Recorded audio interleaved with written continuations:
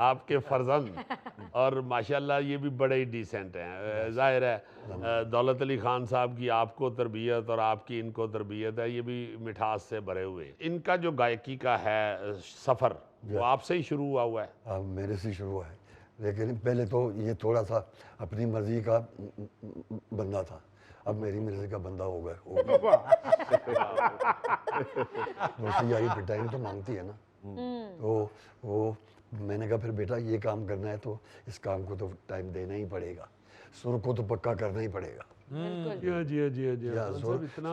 سر اگر مضبوط رہا, سر صرف گانے کو نہیں کہتے, سر ایٹماسفیئر کو بھی کہتے. واہ, آسانی ہے نا ویسے, آسانی بھی ہے مگر مشکل بھی بہت ہے نا, کہ گھر میں ایک اتنا بڑا نام, اتنا بڑا نام, یہ بھی بات کہ وہ سن کے فنکار کانپ جائے نیا, تو وہاں پہ یہ انہوں نے, آپ نے عامر صاحب ابا جان سے ہی شروع کی تھی؟ جی بالکل, جیسے یہ بتا رہے ہیں کہ بچپن سے جیسے سٹارٹ ہوا تو پلٹے سرگم ہوتی ہے جہاں سے سٹارٹ ہوتا ہے. جیسے خان صاحب نے فرمایا بھی کہ بچپن میں تھوڑا سا سپورٹس میں زیادہ میرا دھیان تھا, دوستوں میں کرکٹ وغیرہ کھیلنا.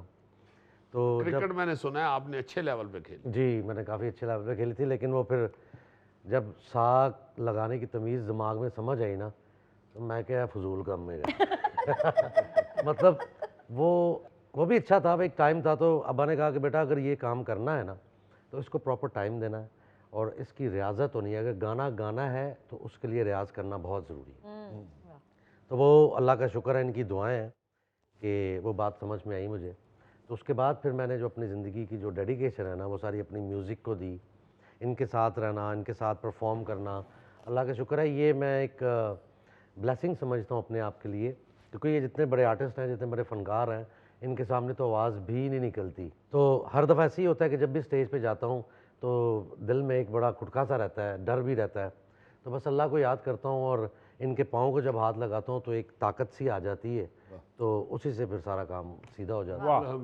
الحمدللہ. الحمدللہ. عامر صاحب آپ نے انڈیا میں بھی ماشاءاللہ کام کیا ہے, اس کے حوالے سے کچھ ذرا بتائیے. کراس دا بارڈر میوزک بھی دیا ہے فلم کا, اس میں پلے بیک سنگنگ بھی کی ہے. قتیل شفائی صاحب کا لکھا ہوا گانا جو ابا نے گایا ہے, ماسٹر عبداللہ صاحب کی ٹیون تھی, 10 نی شراب دی بوتلیں کمینی, وہ بھی شاہد صاحب پہ پکچرائز ہوا ہوا ہے. سلطان رائی صاحب, سلطان رائی صاحب پہ, ہاں جی سوری.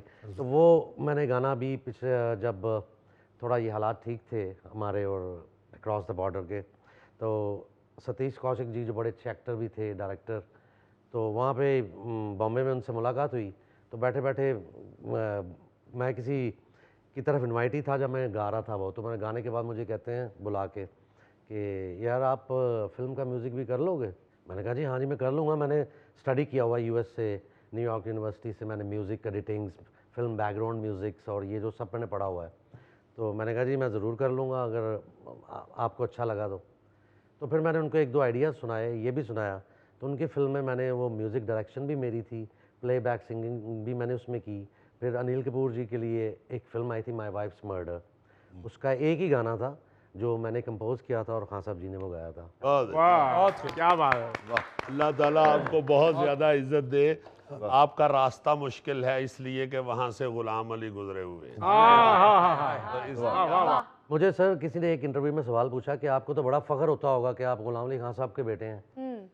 میں نے کہا مجھے بڑا ڈر والا فخر ہے. ہاں بالکل ٹھیک, کیونکہ اس فخر کے اندر ایک ڈر ہے. جی جی, کیونکہ لوگ سر فوراً کمپیریزن سٹارٹ کر دیتے ہیں. بالکل.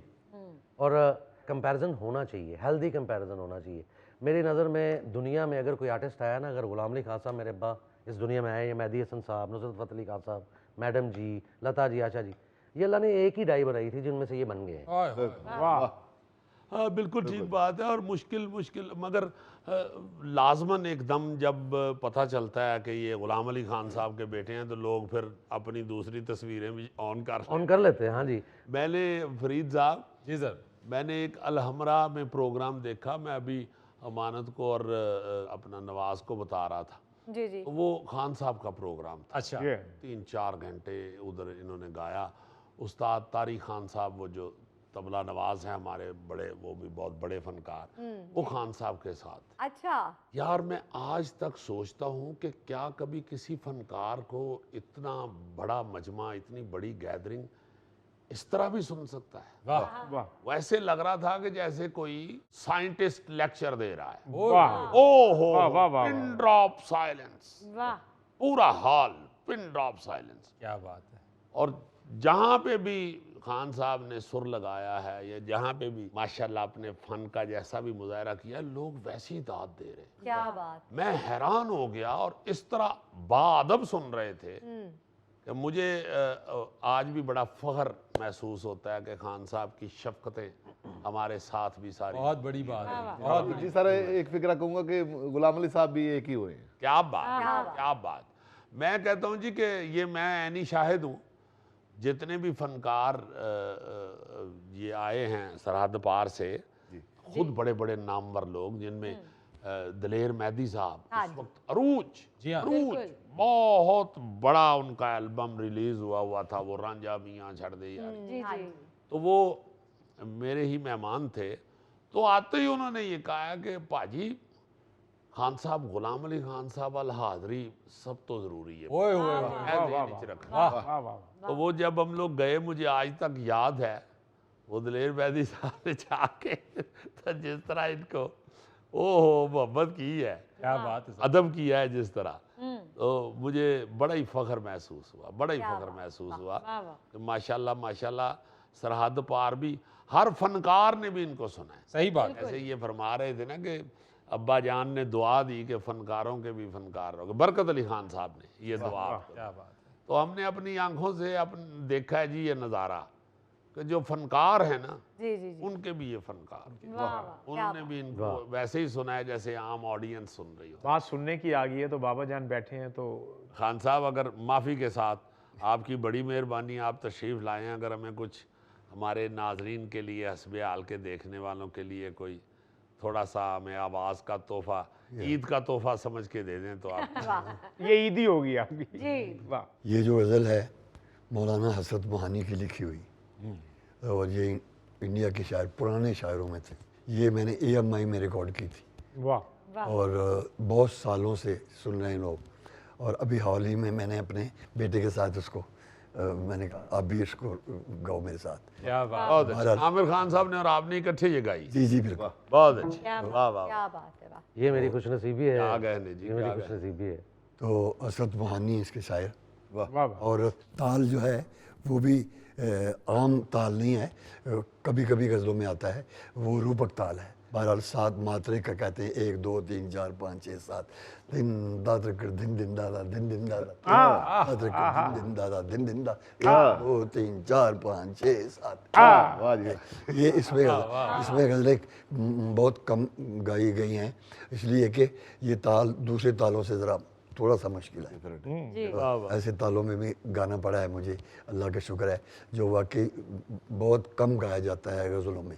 جب تال میں نے ایک دفعہ میڈم نورجہاں جی کو سنائی, جب تال کی غزل, جہاں تیرا نقش قدم دیکھتے ہیں خیاباں خیاباں ارم دیکھتے ہیں, کہ جہاں جہاں تیرا نقش قدم پڑتا ہے وہاں وہاں جنت نظر آتی ہے. یہ غالب کی غزل ہے. تو میں نے سنائی تو مجھے کہتی ہیں میں ابھی یاد کروں گی. تو میں نے کہا بسم اللہ. ان کو نہ تو کر نہیں سکتے, ہمارے ویسے بھی استاد جی کی وہ بھی شاگردہ تھی, بڑے غلام علی خان صاحب کی. تو بہرحال سریلی بھی ایسی تھی, کوئی ایک ہی تھی وہ.